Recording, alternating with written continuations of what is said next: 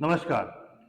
हम लोगों के मई से मई का जो सीरीज चल रहा है करंट अफेयर का, इसमें यह वीडियो अगली कड़ी है और आईआर से रिलेटेड जितने भी प्रश्न आ सकते हैं इससे पहले के वीडियो में आए हुए हैं, आप देख सकते हैं। और बाकी जो बचे हुए हैं वह इस वीडियो में भी आप देख सकते हैं। इससे आने वाले वीडियो में भी यही क्रम लगातार चलता रहेगा। हम लोगों ने सेक्शन वाइज चीज़ों को किया है।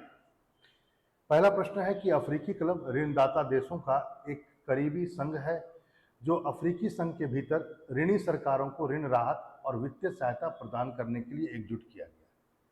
क्या ऐसा है कि अफ्रीकी जो क्लब है, ये अफ्रीका जो यूनियन है, अफ्रीकन यूनियन के द्वारा बनाया गया एक संघ है? वो भी कौन जो दे सकते हैं हमें उधार, पावरफुल कंट्रीज वो बनाए हैं ताकि जो उधार लेकर बैठे हुए हैं उनको कुछ राहत दी जा सके। ऐसा बिल्कुल नहीं है, मनगढ़ंत कहानी है, हम लोगों की तरफ से बनाया हुआ है। दूसरा, अफ्रीकी क्लब की स्थापना कह रहा है 2023 में कांगो लोकतांत्रिक गणराज्य के द्वारा अपने सार्वजनिक ऋणदाताओं के साथ इथोपिया के अदीस अबाबा में मिलने की सहमति के बाद की गई। तो यह भी गलत है। ऐसा कुछ नहीं हुआ कि इसकी स्थापना 2023 में कांगो गणराज्य द्वारा इसके द्वारा अपने सार्वजनिक ऋणदाताओं के साथ इथोपिया के अदीस अबाबा में मिलने से हुई। ऐसा बिल्कुल नहीं है। दोनों ही प्रश्न गलत है। यदि आप इसके आंसर पर जाएंगे तो आपको तुरंत समझ में आ जाएगा। सच्चाई यह है कि 37th अफ्रीकन यूनियन समिट जो हेल्थ हुआ था अदीस अबाबा में, यहीं पर अदीस अबाबा इथोपिया में African leader launch African club N alliance of African multilateral financial institution. ये बात सही है कि यह एक मल्टीलैटरल फाइनेंशियल इंस्टीट्यूशन है और यह 37th जो अफ्रीकन यूनियन सम्मेलन हुआ था अदीस अबाबा में इथोपिया में, वहीं पर आया था। फोकसिंग क्या है जरा देख लीजिए। Focusing on the urgent need for reforming the global finance system to address climate and development needs। तो यहाँ पर ऐसा कुछ नहीं है जो आपने देखा। इसका फोकसिंग क्या है? On the urgent need for the reforming the global finance system to address climate and development needs. ठीक है, आगे देखिए। अगला प्रश्न है with the reference of the central emergency response fund CEFR consider the following statement. पहला है, it was established by the UN general assembly to provide rapid and life saving assistance to vulnerable population during the humanitarian crisis. क्या यह सही है? ठीक है, जरा देखा जाए कि केंद्रीय आपातकाल प्रतिक्रिया कोष, जिसको मैंने कहा CERF के संदर्भ में क्या सही है? मानवीय संकट के दौरान कमजोर आबादी को त्वरित और जीवन रक्षक सहायता प्रदान करने के लिए UN यानी यूनाइटेड नेशन महासभा द्वारा इसकी स्थापना की गई है। बिल्कुल यह सही है, पहला पॉइंट सही है। दूसरा आइए, it is managed by the office for the disaster risk reduction on behalf of UN secretary general. मतलब इसका प्रबंधन संयुक्त राष्ट्र महासभा की ओर से आपदा जोखिम न्यूनीकरण कार्यक्रम के द्वारा किया जाता है। यह गलत है, यह नहीं करता है इसका प्रबंधन। इसका प्रबंधन कोई और करता है, देखते हैं कौन करता है। तीसरा पॉइंट, यह वर्ष में दो बार कम वित्तीय पोषक आपात स्थितियों के लिए संसाधन जारी करता है। मतलब सिंपल सी बात है, it release resources for under funded emergencies twice a day. मतलब कहीं पर भी इमरजेंसी हो तो वहां पर वर्ष में ये 2 बार पैसे जारी कर सकता है। तो यह भी बिल्कुल सही है, ये वर्ष में 2 बार पैसे जारी कर सकता है, कभी कहीं पर कोई दिक्कत। देखते हैं क्या है, जरा समझिए। तो UN, अब यहाँ पर आपको यह बात समझना होगा क्या क्या बातें हैं। पहली बात तो UN हैज एलोकेटेड, कितना है?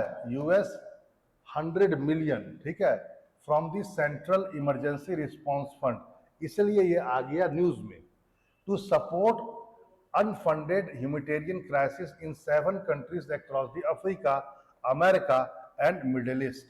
इन सब जगहों में अनफंडेड, अंडर फंडेड का मतलब अनफंडेड नहीं, अंडर फंडेड मतलब पैसा कुछ कम दिया गया था तो दोबारा इतना रुपए दिया गया 7 कंट्रियों को जो अफ्रीका, अमेरिका और मिडिल ईस्ट में पड़ते हैं। ठीक है, अब यहां पर जरा समझिए ये है क्या। UN centre, UN central emergency response fund जो है इसके बारे में जान लीजिए। इट वाज इस्टेब्लिश्ड, जो इस्टेब्लिश हुआ था 2005 में, ठीक है। और वाजिब बात है, किसके द्वारा हुआ होगा? यूएनएसएम जनरल असेंबली के द्वारा हुआ।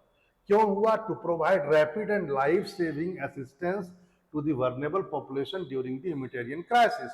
सीधी सी बात, अब आप समझ गए होंगे। अगला पॉइंट देखिए,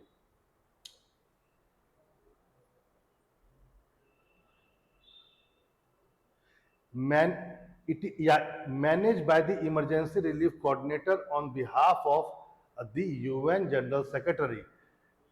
ECERF release resources for unfunded emergencies twice a year। मतलब यहाँ पर जो पहले कहा गया था कि इसके बिहाफ में रिस्क क्या था, आपका लाइन में आपने गौर किया होगा। यहाँ पर आपने क्या देखा? आपने क्वेश्चन में यह देखा कि it manage by the office of disaster risk reduction on behalf of UN secretary. ये गलत है। सच्चाई ये है कि ये किसके द्वारा मैनेज होता है? यह मैनेज होता है manage by the emergency relief coordinator, इसके द्वारा होता है on behalf of UN secretary, इनके बिहाफ में ये करता है। और मैंने जैसा भी कहा कि 2 बार यह पैसा रिलीज कर सकता है, ठीक है। यहाँ पर देखिए, जो पैसा ये रिलीज करता है वह 2 टाइप में आप डिवाइड कर सकते हैं, एक रैपिड रिस्पांस और एक अनफंडेड इमरजेंसी सपोर्ट। जैसे रैपिड में तुरंत पैसा दे दिया गया, लेकिन बाद में पैसा कम हो गया तो दूसरा अनफंडेड जो अंडर फंडेड जो है उसको भी दिया जा सकता है। ऐसी बातें कही गई है, 2 तरीके से ये पैसा देता है। आगे चलिए, अगला है हम लोगों का जो ये है वो यह है, the term blue line is sometimes mentioned in the news in contest of the affairs between. ये किसके बीच में है ब्लू लाइन? जरा ब्लू लाइन के, हाँ, तो ये जो ब्लू लाइन है अगला प्रश्न में, ये किसके बीच में है? जो कई बार है, तो याद जान लीजिए, ये इजराइल और लेबनान के बीच में ब्लू लाइन है। इसको समझ सकते हैं, ये हमेशा ये आप देख रहे हैं, ये लेबनान है और ये इजराइल है, और इजराइल और लेबनान के बीच जो एक बॉर्डर बना हुआ है इसी को कहते हैं ब्लू लाइन। और यह ब्लू लाइन जो है, ध्यान रखेंगे, वह यह है कि यह बेसिकली यूनाइटेड नेशंस के द्वारा बनाया गया था। उसी के तत्वाधान में आया था 2000 में, जब इजरायली ट्रूप जो थे उन्होंने विड्रॉ किया था अपने सैनिकों को, यानी पीछे भेजा था फ्रॉम साउदर्न लेबनान, ठीक है। और उसके बाद इसी लाइन को इन दोनों देशों की बीच की लाइन मान लिया गया, ठीक है। अभी हाल में बहुत सारी घटनाएं हो रही हैं, वहां पर जान लो। अगला है, consider the following nation, Denmark is Iceland, Luxembourg, Netherlands, Sweden, Norway. How many of the above are the founding member of North Atlantic Treaty Organization. यानी नाटो के जो फाउंडर मेंबर हैं उनमें से कौन है? तो जान लीजिए, नाटो के फाउंडर मेंबर जो है, डेनमार्क भी है, आइसलैंड भी है, लग्जमबर्ग भी है, नीदरलैंड भी है और नॉर्वे भी है। स्वीडन नहीं है। स्वीडन तो अभी हाल में बना है 2023 में, 32वां है। 32 देश है, अंतिम स्वीडन है, ठीक है। आपको पता होना चाहिए ये बात। तो ये सब फाउंडर मेंबर्स हैं, याद रखेंगे। कई बार एक्सपेंशन हुआ है, फाउंडर मेंबर को ध्यान में रखें। देख लीजिए, स्वीडन 32वां मेंबर बना, जो नाटो का मेंबर बना है, और ये नहीं है। जो फाउंडर मेंबर है जरा बता देते हैं, देख लीजिए, Belgium 1, Canada 2, Denmark 3, France 4, Ireland 5, Italy 6, Luxembourg 7, Netherlands 8, Norway 9, पुर्तगाल 10, यूनाइटेड किंगडम 11 और यूनाइटेड स्टेट 12। ये 12 देश है एंड नाटो का जो फाउंडर मेंबर हैं। और अब 32 हो गया है। इसकी स्थापना 1949 में अप्रैल के महीने में हुई थी। इसका हेडक्वार्टर कहाँ पर है, जरूर कमेंट बॉक्स में कहिएगा, मैं कई बार पढ़ा चुका हूँ। आगे देखते हैं, अगले प्रश्न पर आते हैं। 5वां,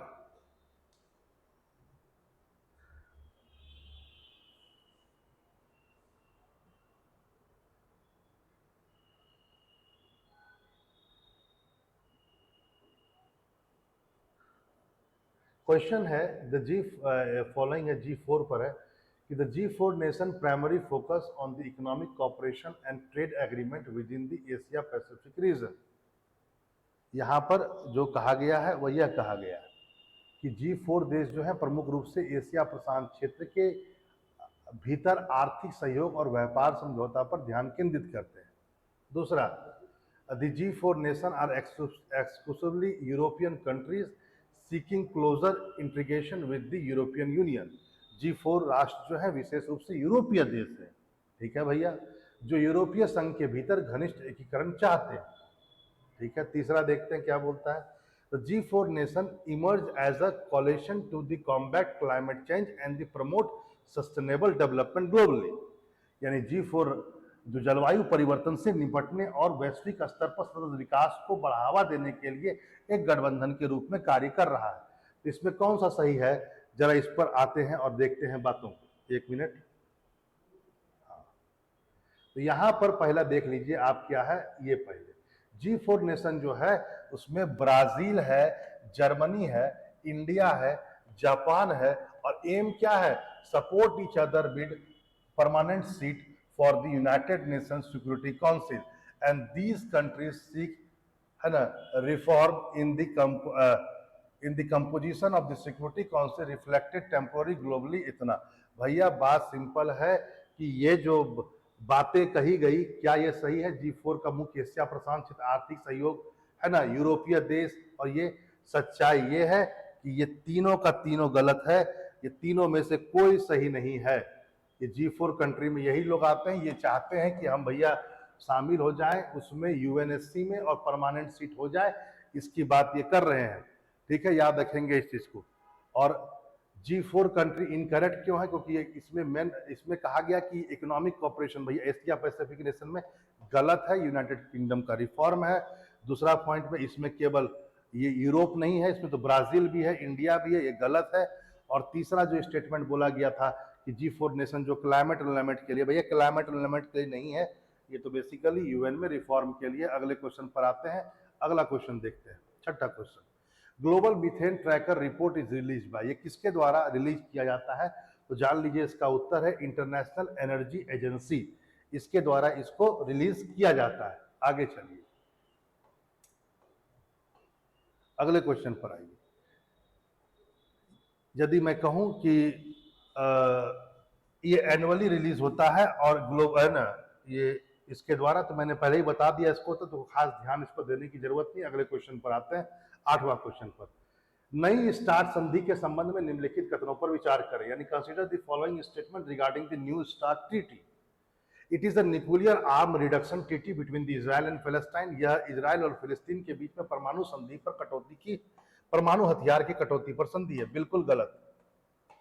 दूसरा, इसमें अंतर महाद्वीपीय श्रेणी के परमाणु हथियारों पर नई सत्यापन योग्य सीमाएं लगाई गई हैं, ये बिल्कुल सही है कि it is placed a new variable limit on the intercontinental range nuclear weapons, ये सही है, क्योंकि इसका मकसद ही था बेसिकली कि स्टार्ट का, कि विश्व से परमाणु हथियार कम किए जाए, खासकर लंबी, जो बहुत ज़्यादा डिस्ट्रक्शन कर सकते हैं, और इसके साथ साथ लंबी दूरी के मिसाइल को भी कम किया जाए, जो परमाणु हथियार को ले जा सकते हैं। लेकिन यह भैया इजराइल और इसके बीच में नहीं है, ये तो रूस और इसके बीच में है, अमेरिका के बीच में है। न्यू ऑफिशियल जो है डिस्ट्रिटी यूनाइटेड स्टेट ऑफ अमेरिका और रसिया के बीच में हुआ था, याद रखेंगे। और यह बेसिकली फोर्स में आया था फरवरी 2011 में, और इसमें कहा गया था कि भैया हम लोग अपने अपने एटम बम को कम करेंगे और कुछ कट करेंगे, डिसआर्मामेंट का, बेसिकली न्यूक्लियर डिसआर्मामेंट का ये किया गया था संधि। आगे चलिए, अब आइए इसी से संबंधित है एनपीटी। अब एनपीटी पर consider the following statement about the treaty on the non proliferation nuclear weapon, यानी कि विश्व में परमाणु हथियारों के अप्रसार संधि, जो एनपीटी के बारे में निम्नलिखित कथनों पर विचार कीजिए। ठीक है, पहला प्रश्न, पहला लाइन देख लेते हैं हम लोग क्या है। It is only binding commitment in a multilateral treaty to the goal of disarmament by the nuclear weapons state। यानी यह परमाणु हथियार संपन्न राज्यों के द्वारा निशस्त्रीकरण के लक्ष्य के लिए बहुपक्षीय संधि में एकमात्र बाध्यकारी प्रतिबद्धताएं है। मतलब एकमात्र बाध्यकारी है, और इसके द्वारा क्या करना है, परमाणु हथियार संपन्न राज्यों के द्वारा निशस्त्रीकरण के लक्ष्य के लिए बहुपक्षीय संधि है। क्या यह है? ये एनपीटी जो है बाइंडिंग है, बिल्कुल बाइंडिंग है, इस बात को जान लीजिए। और इसका काम ही यही है कि विश्व में परमाणु हथियार आगे कहीं नहीं जाए, निशस्त्रीकरण होती। ये लाइन बिल्कुल सही है। आगे बात, इसको सिग्नेचर के लिए खोला गया था 1968 में और ये फोर्स में आया 1970 में। तो ये सही है, बिल्कुल सही है, ये भी सही है। अगला आइए, it establishes a safeguard system under the responsibility of the International Atomic Energy Agency।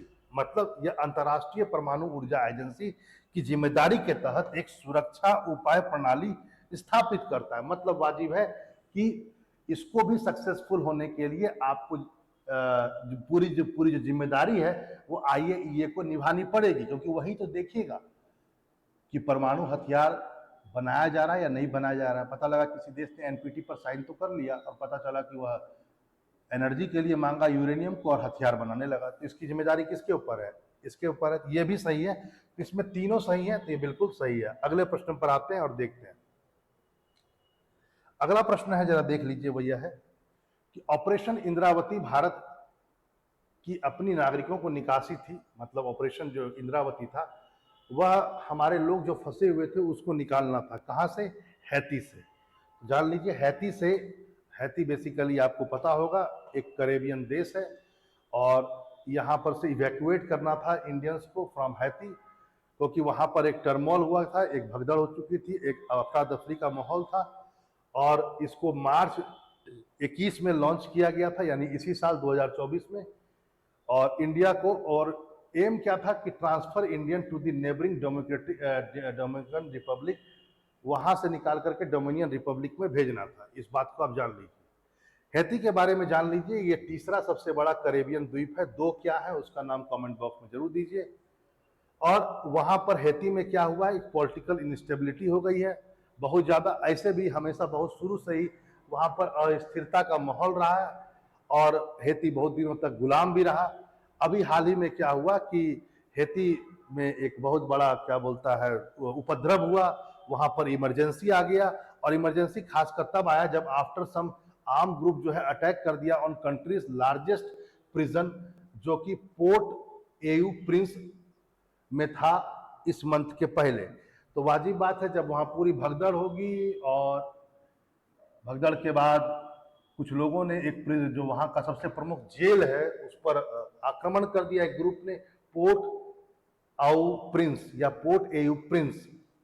तो इस पर जो आक्रमण किया उसके बाद बहुत सारे जो कैदी है वो बाहर हो गए। तो भारतीयों को भी एक तरह से बचाना था, तो इनको बाहर करने की आवश्यकता थी, तो डोमिनियन रिपब्लिक भेजा गया। यही था इसका पूरा न्यूज। अगला प्रश्न पर आते हैं और देखते हैं। अगला प्रश्न है, consider the following statement about the uniting for the consciousness या कॉन्शस मॉडल। ये क्या है? यूएफसी क्या है, जरा इस पर देखा जाए। Uniting for the conscience, uniting for the conscience जिसको बोला जाता है यूएफआई, ठीक है। मॉडल के बारे में निम्नलिखित कथन पर विचार कीजिए। पहला है, लाइन देखा जाए वो क्या है। पहला है कि UFI advocate for the expansion of the permanent seat in the security council, कि मतलब इसको लाया गया है कि यूनाइटेड नेशन सिक्योरिटी काउंसिल में अस्थायी सदस्यों की संख्या बढ़ाई जाए इसकी वकालत कीजिए। बिल्कुल गलत। दूसरा पॉइंट, द यूएफसी जो है वह granting the veto power to additional member of the UN Security Council, मतलब यूएफसी सपोर्ट कर रहा है एक आइडिया को कि ग्रांट किया जाए वीटो पावर जो भी मेंबर आगे आएंगे। यूएफसी सुरक्षा परिषद के अतिरिक्त सदस्यों को वीटो पावर देने का अधिकार, आपको पता है ना, 5+10 हैं, ये जो अतिरिक्त सदस्य हैं इसको वीटो पावर दिया जाए। ऐसी ऐसी बातें ये कर रहा है। क्या ये सही है? बिल्कुल गलत है। ये दोनों ही गलत है। असल में ये है ही नहीं ये चीज। क्या है जरा देखा जाए।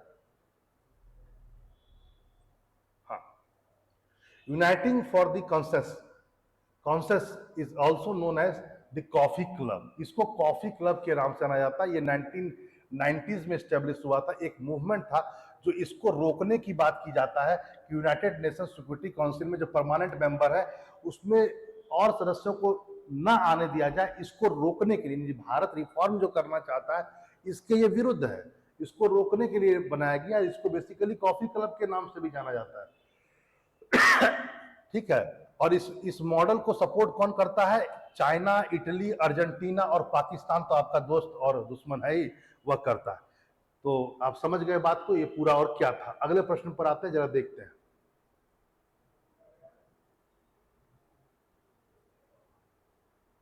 एक मिनट, हाँ, अगले प्रश्न पर आइए और देखते हैं।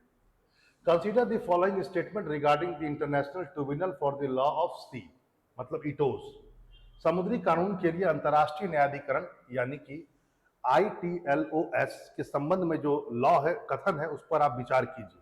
पहला प्रश्न है, जरा देखा जाए।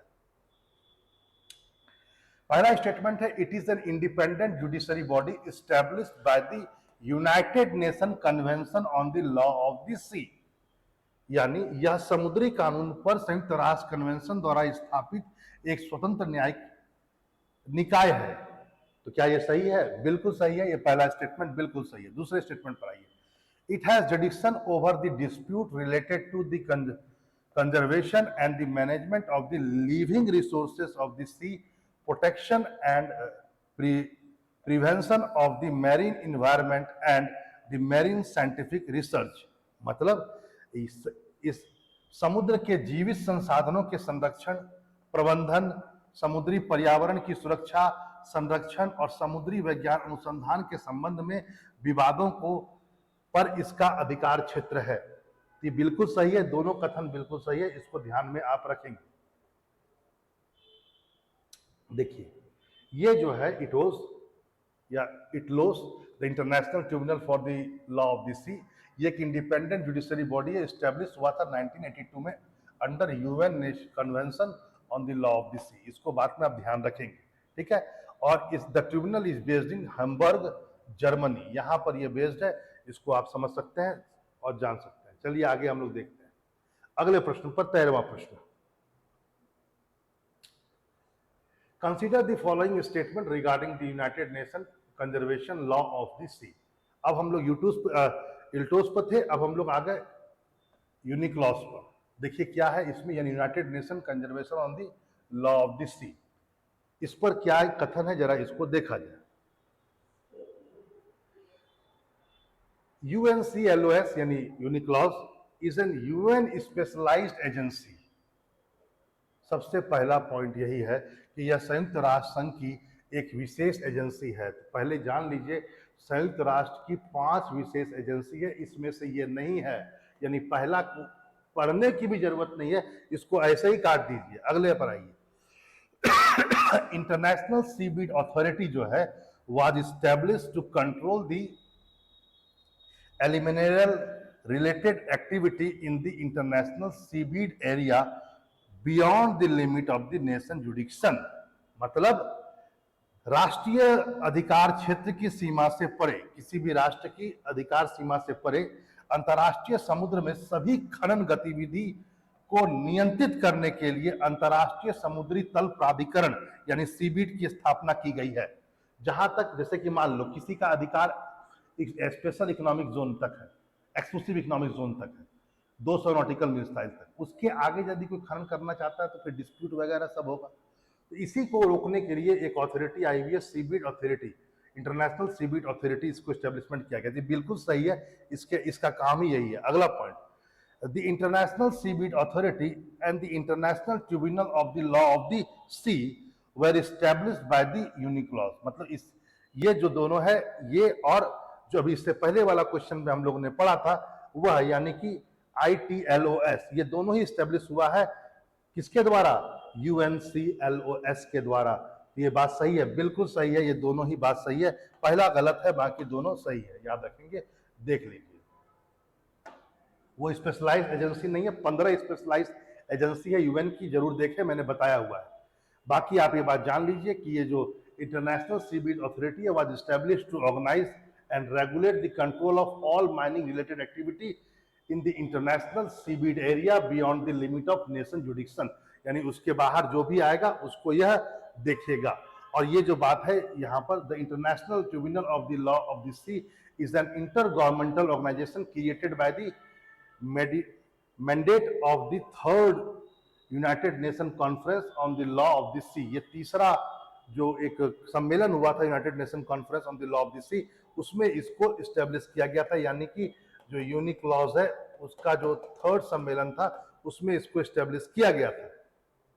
आगे और जो मैंने बात कही उस पर भी आप लोग को ध्यान रखना है। आगे आइए,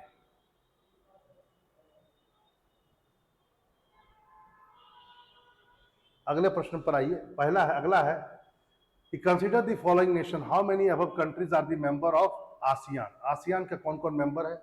चाइना है, नहीं है। फिलीपींस है, बिल्कुल है। लाओस है, बिल्कुल है। मलेशिया है, बिल्कुल है। तो याद रखेंगे ये है। और ब्रुनई है, तो बिल्कुल है, ये भी है। तो 1 2 3 4, ओनली 4। इसका उत्तर सी होगा, ओनली 4। ये सब आसियान के मेंबर हैं, देख लीजिए, आप जान लीजिए। आसियान का फुल फॉर्म हो गया the association of the South East Asia nation. ये स्टैब्लिश हुआ, ये क्यों स्टैब्लिश हुआ था? To promote the political and social stability. किस रीजन में? एशिया पैसिफिक रीजन में, आफ्टर द कॉलोनियल स्टेट। ठीक है। मोटो आसियान का है one vision, one identity, one community. इसका सेक्रेटरिएट इंडोनेशिया में है, जकार्ता में। स्टैब्लिश हुआ था 1967 में, बैंकॉक डिक्लेरेशन के बाद यह स्टैब्लिश हुआ था, यानी ये हुआ था। इसके जो फाउंडिंग मेंबर थे वो थे इंडोनेशिया, मलेशिया, फिलीपींस, सिंगापुर और थाईलैंड। आज इसमें 10 मेंबर हैं। ब्रुनई भी है, कंबोडिया है, इंडोनेशिया है, लाओस है, मलेशिया है, म्यांमार है, फिलीपींस है, सिंगापुर है, थाईलैंड है और वियतनाम है। ठीक है। तो आपने देखा ये सब चीज़ों को। फिर हम लोग मिलते हैं नए टॉपिक के साथ, अपने एक नए सीरीज, इसको हम लोग बढ़ाएंगे। इसके साथ नमस्कार।